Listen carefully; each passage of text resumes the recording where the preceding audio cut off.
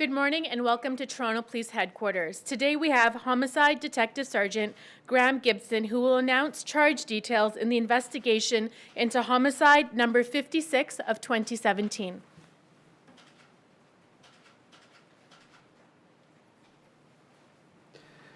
Good morning and thank you for attending. I'm here to update you on the arrest of a suspect with regard to homicide 56 for 2017, and that's the murder of Tess Richey. Tess Richey was last seen on Saturday, November 25th, 2017, at approximately 3 a.m. She had been down in the area of Wellesley and Church, attending a bar with a friend of hers. And while she was down there, she interacted with several people, one of which was a young man that she met up with at some point, who turns out to be our suspect. And she was, in fact, last seen in his company by witnesses. She was reported missing later that day by her sister, and as a result, 51 Division, assisted by 41 Division, commenced an investigation into the missing person occurrence. On November 29th, Tess was unfortunately located deceased by members of her family who were in the area searching for her, and she was found in a exterior stairwell outside of 582 Church Street. On Friday, December 1st, following a post-mortem examination, her cause of death was determined to be neck compression. At that time, the homicide unit took carriage of the investigation, and it became a homicide investigation. On Sunday, December the 3rd, investigators put out a press release with a description of this unknown male who had been seen with Tess that night in the area of Church and Wellesley between 2 and 5 a.m. The description of that male was a male white who was taller than Tess, approximately 5'7" to 6 feet, somewhere in that range, the slim build and light-colored short hair. On Sunday, December 10th, investigators released some surveillance video images of a male that we are looking to identify as part of this investigation. As a result of those images being released, we did receive tremendous support from the community. And I also want to take this time to thank the members of the community, businesses and private individuals who were able to assist us by supplying us with video surveillance in that area for the night that Tess went missing. And all of that assisted in our investigation, so I'd like to thank those people. And I would also like to thank members of the support units in the Toronto Police. You see the homicide investigators up here when something like this happens, and you talk about us in the papers, but there's a whole bunch of people behind the scenes who do things to assist homicide, and they work hard hours, long hours, and I'll tell you, we couldn't do our job without them. I also want to thank the senators and also the officers in 51. We need a lot of officers to assist us in our canvass and searches, and they were of great assistance.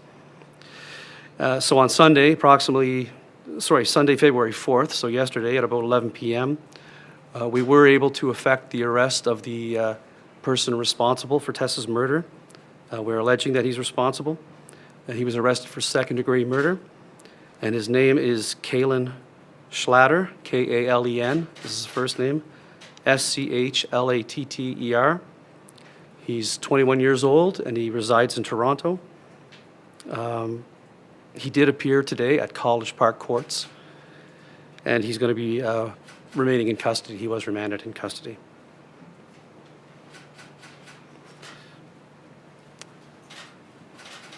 Detective Sergeant, what can you tell us at this point about what usually the sequence of events was after Tess parted ways with her friends that night?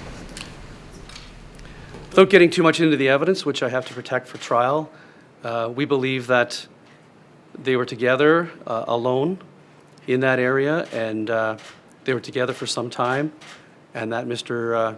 Schlatter left the area, and that by the time he left, Tess was already unfortunately deceased. Do they know each other? Doesn't seem to be at this point, no. Met that night. Met that night. Can you elaborate on the cause of death? As I said, neck compression, which in layman's term or layperson's terms, strangulation.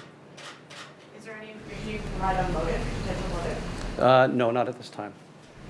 Can we look back at the timeline? Obviously, we know that Tess Richey went missing on the weekend. Her family reported her missing, and her mother found her body 5 days later. Yes. Can you speak to that? The family's been obviously very affected by this. Yeah, I've spoken to the family, and that is the subject of a separate investigation. That's not within the scope of the homicide squad, so I won't be discussing that aspect of the investigation. Has Chad been before the courts before? No. Is he collaborating with the Wellesley community? Is he from that area? No. Is he collaborating with police? I'm not going to elaborate on that. Professional standards unit still looking into potential misconduct at the end of this investigation? That's the professional standards are involved, and I can't comment on their investigation.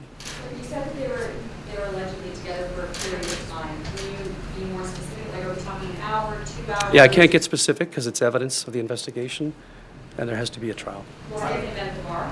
Would she have been out with her friends? I'm not going to get into any Where further. was he arrested? He was arrested in the city of Toronto, close by his residence. The best you can, it's been a period of time, a couple of months.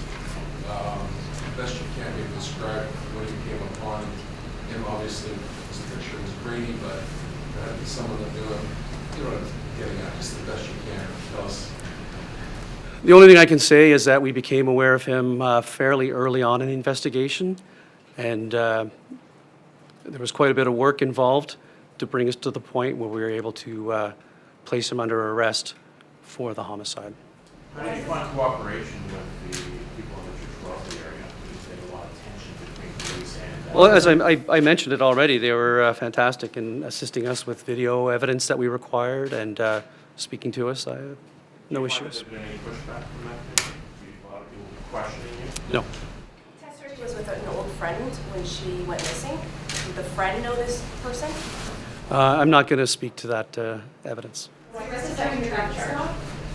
Sorry? What's the second It's the appropriate charge in this case. Are you saying charges could be upgraded to first degree, or? I'm not saying that at this point.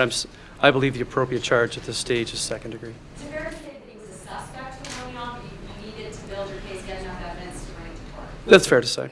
How long was he on the radar? As I said, the only thing I'm going to comment on is that it was early in the investigation. He's not from the church in Wellesley area. Can you elaborate? You said he was arrested in the city. I'm not going to give you his address, but the West End. What does he do for a living and kind of thing? My understanding is that he does some contract work. Like home renovation type stuff, or? Not home renovation, I don't believe. It's more of an exterior, doing exterior work on properties. Early on in the process before the arrest? I'm not going to comment on evidence of the investigation. I There's can't. some information that Tess may have been involved in sex work in Toronto. Has that been part of your investigation at all? We take into account everything that is brought up, but it has no bearing on this investigation. Congratulations to your team, by the way. It's great to hear story.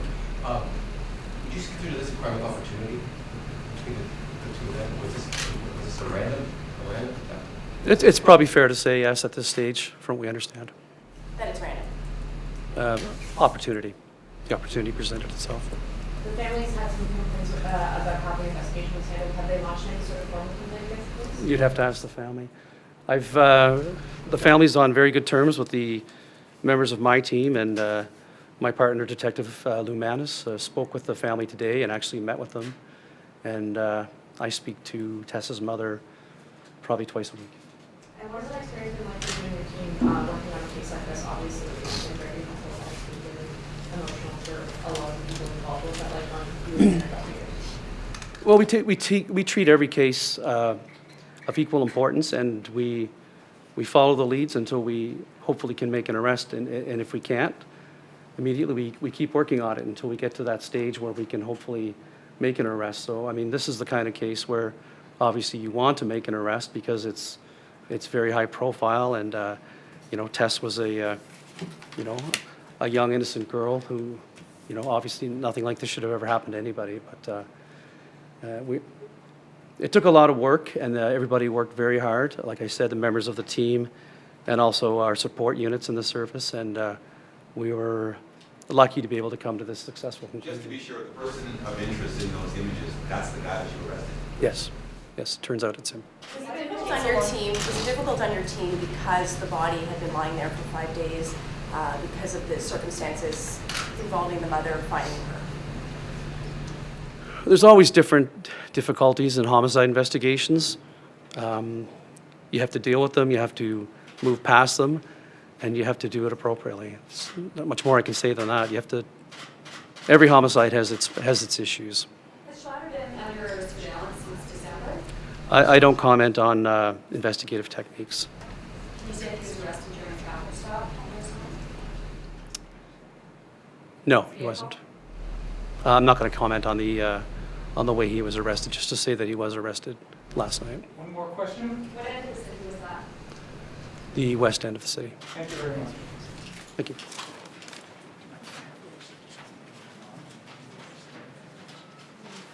That concludes today's conference.